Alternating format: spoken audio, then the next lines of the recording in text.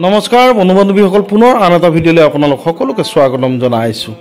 আজি আমি আলোচনা কৰিম এটি গুৰুত্বপূৰ্ণ বিষয়, যিটো বিষয় মানৱ জীৱনৰ কাৰণে অত্যন্ত প্ৰয়োজনীয়। আমি সকলোৱে জানো যে বৃহস্পতি গ্ৰহ দেৱগুৰু বুলি আমি সকলোৱে জানো, আৰু বুধ গ্ৰহ বিদ্যাৰ বাহক বুলি আমি সকলোৱে জানো। বুধ হৈছে জ্ঞান, বিজ্ঞান, দয়া, মমতা, বিদ্যা, বুদ্ধি ইত্যাদিবিলাকৰ আধাৰ গ্ৰহ বুধ। আৰু বৃহস্পতি হৈছে সুখ, সম্ভোগ, টকা পইচা, ৰাজকীয় সন্মান, চাকৰি বাকৰি, যান বাহনৰ অধিকাৰী, এই ধৰণৰ বিষয়বস্তুৰ অধিকাৰী হৈছে বৃহস্পতি গ্ৰহ। এতিয়া অহা মে' মাহৰ 14 তাৰিখে বৃহস্পতি, বিশেষকৈ বৃহস্পতি গ্ৰহ সঞ্চাৰিত হ'ব বৃষ ৰাশিৰ পৰা মিথুন ৰাশিলৈ। আৰু মে' মাহৰ 5 তাৰিখে বৃহস্পতিৰ লগত একেলগে বুধ বিৰাজমান হ'ব 60 ডিগ্ৰীত। আৰু বুধ আৰু বৃহস্পতিৰ এই 60 ডিগ্ৰীত বিৰাজমান হোৱা ব্যৱস্থাটোৱে এই যিটো চিটুৱেশ্যন, এই চিটুৱেশ্যনটোক ত্ৰি-একাদশ ৰাজজোৰা বুলি জ্যোতিষশাস্ত্ৰই দোহাৰিছে। আৰু এই ত্ৰি-একাদশ ৰাজজোৰাত বিশেষ বিশেষ ৰাশিৰ কাৰণে ফলপ্ৰদায়ক হৈছে। আমি জানো যে বৃহস্পতি হ'ল চাকৰি বাকৰি, বিয়া বাৰু, ৰাজকীয় সন্মান, সুখ সম্ভোগ ইত্যাদিৰ গ্ৰহ। আৰু বুধ গ্ৰহ হৈছে জ্ঞান, বিজ্ঞান, পঢ়া শুনা, শিক্ষা দীক্ষা, জ্ঞান বিজ্ঞান, দয়া মমতা, কৰোণা ইত্যাদিবিলাকৰ গ্ৰহ। এতিয়া এই দুই গ্ৰহৰ যি মিলন, এই দুই গ্ৰহৰ যি যুগলবন্দী, এই যুগলবন্দীৰ জৰিয়তে সৃষ্টি হৈছে ত্ৰি-একাদশ ৰাজজোৰা। আৰু মে' মাহৰ 5 তাৰিখৰ পিছত মে' মাহৰ 5 তাৰিখৰ দিনাখন 10:42 একেলগে যুগলবন্দী হিচাপে বৃষ ৰাশিত বৃহস্পতি আৰু বুধৰ অৱস্থান গ্ৰহণ কৰিব। আৰু বুধ আৰু বৃহস্পতি একেলগে অৱস্থান গ্ৰহণ কৰা হেতুকে কেইটামান ৰাশিৰ বিশেষ বিশেষ দিশত লাভান্বিত হ'ব। বিশেষকৈ আমি মেঘ ৰাশিৰ জাতক জাতিকাসকলৰ ক্ষেত্ৰত এই ৰাজযোগটোৱে সাংঘাতিকভাৱে কাম কৰিব বুলি আমাৰ জ্যোতিষশাস্ত্ৰই দোহাৰিছে। বন্ধু বান্ধৱীসকল, এই ত্ৰি-একাদশ ৰাজজোৰাৰ জৰিয়তে ভালেকেইটা ৰাশি প্ৰভাৱান্বিত হৈছে বা ফলপ্ৰদায়ক হৈছে। আমি জানিবলৈ ইচ্ছা কৰিম বা জনাবলৈ আপোনালোকক প্ৰয়াস কৰিম পুংখানুপুংখভাৱে কোন কোন ৰাশিৰ জীৱনলৈ পৰিৱৰ্তন আহিব, কোন কোন ৰাশিৰ জাতক জাতিকাসকলে বিয়া বাৰু, চাকৰি বাকৰি, ৰাজকীয় সন্মান, সুখ সম্ভোগ এই সমস্ত বিষয় পাব। আমি সেনেধৰণৰ বিষয় এটা লৈ আপোনালোকৰ মাজত উপস্থিত হৈছোঁ। ভিডিঅ'টো স্কিপ নকৰাকৈ শেষলৈ চাব। আৰু যদি মোৰ এই ভিডিঅ'টো ভাল পায় তেনেহ'লে এটা লাইক কৰিবলৈ নাপাহৰিব বন্ধু বান্ধৱীসকল। আৰু যদি এতিয়ালৈকে মোৰ চেনেলটো আপুনি এতিয়ালৈকে ছাবস্ক্ৰাইব কৰা নাই তেনেহ'লে পুনৰ অনুৰোধ জনাইছোঁ, আপুনি মোৰ চেনেলটো ছাবস্ক্ৰাইব কৰিব আৰু মোৰ ভিডিঅ'সমূহ আপোনাৰ বন্ধুবৰ্গলৈ লৈ যোৱাত সহায় কৰিব। আহক আমি ভিডিঅ'টোৰ ভিতৰলৈ যাওঁ। আমি জানো যে 12টা ৰাশিত 9টা গ্ৰহই বিভিন্ন সময়ত বিভিন্নভাৱে সঞ্চাৰিত হয়। তাৰে ভিতৰত একেবাৰে ধীৰ গতিত চলা গ্ৰহ হৈছে শনি গ্ৰহ, ৰাহু, কেতু আৰু বৃহস্পতি। আৰু কম সময়ৰ মূৰে মূৰে সঞ্চাৰিত হোৱা গ্ৰহ হৈছে ৰবি, বুধ, শুক্ৰ, মঙল, চন্দ্ৰ। গতিকে অহা 5 তাৰিখ মে' মাহৰ 5 তাৰিখে এই যুগলবন্দীয়ে অৰ্থাৎ বুধ আৰু বৃহস্পতিৰ যুগলবন্দীয়ে কেইটামান ৰাশিক বিশেষভাৱে সহায় কৰিব। আৰু সেই সহায়ৰ তালিকাত আছে প্ৰথম মেঘ ৰাশি। মেঘ ৰাশি জাতক জাতিকাসকলে এই বিৰাট ৰাজযোগৰ ফলপ্ৰদায়ক হিচাপে তেওঁলোকে প্ৰতিক্ৰিয়া লাভ কৰিব।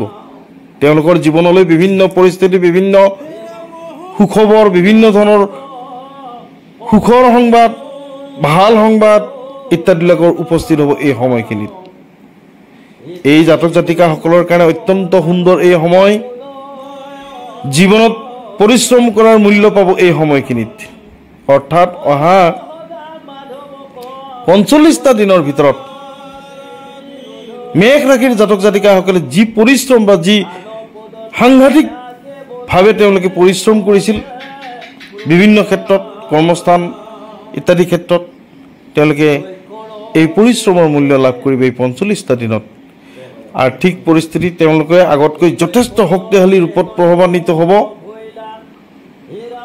আৰু জীৱনলৈ নতুনকৈ হাঁহি আনন্দ ইত্যাদিৰ প্ৰয়োভৰ হ'ব।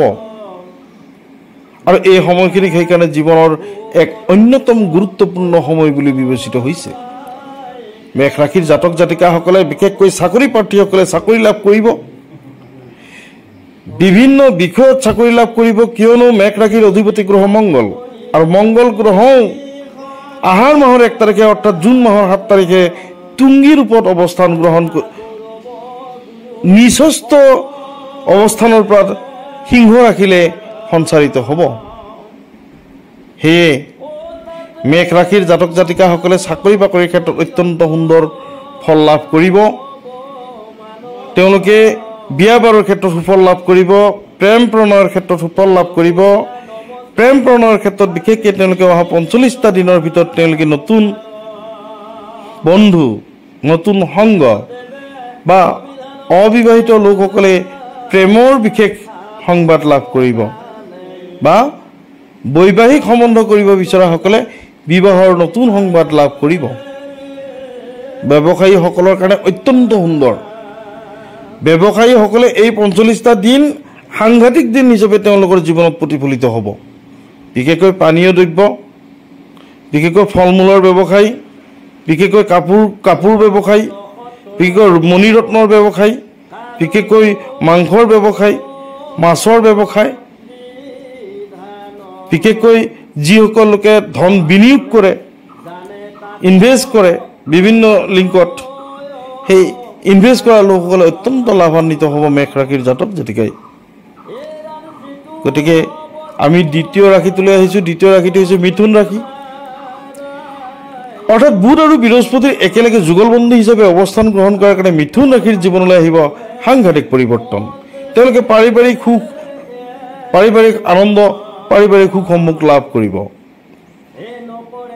পৰিয়ালৰ ছাপোৰ্ট পাব, তেওঁলোকে বন্ধু বান্ধৱ লাভ কৰিব, নতুন বন্ধু লাভ কৰিব আৰু বন্ধুৰ জৰিয়তে চাকৰি বাকৰি, বন্ধুৰ জৰিয়তে কৰ্মসংস্থাপন, বন্ধুৰ জৰিয়তে নতুন ব্যৱস্থা তেওঁলোকে লাভ কৰিব। অৱশ্যে ব্যৱসায় বাণিজ্যৰ ক্ষেত্ৰত কিছু বিশেষকৈ পাৰ্টনাৰশ্বিপ ব্যৱসায়ত তেওঁলোকে অসুবিধা পাব। ব্যৱসায়ত তেওঁলোকে নতুন পৰিকল্পনা কৰিব আৰু জীৱনৰ আটাইতকৈ সুন্দৰ পৰিকল্পনা এই সময়খিনিত গ্ৰহণ কৰিব পাৰিব মিথুন ৰাশিৰ জাতক জাতিকাসকলে। মিথুন ৰাশিৰ জাতক জাতিকাসকলে বিশেষকৈ চাকৰিয়াল প্ৰাৰ্থীসকলৰ কাৰণে অত্যন্ত সুন্দৰ।